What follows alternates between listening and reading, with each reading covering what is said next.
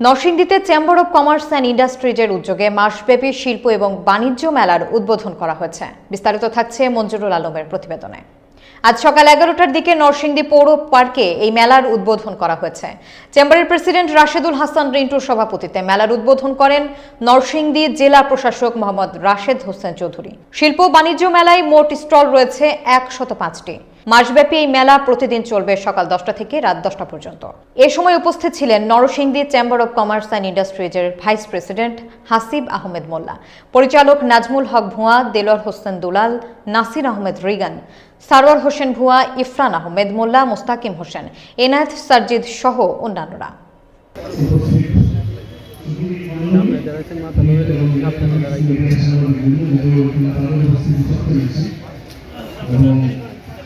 যারা বিভিন্ন স্টল দিয়েছেন আনুষ্ঠানিকতা আজকে শুরু হলো। এই পরিপূর্ণ রূপে থেকে হয়তো আগামী সময়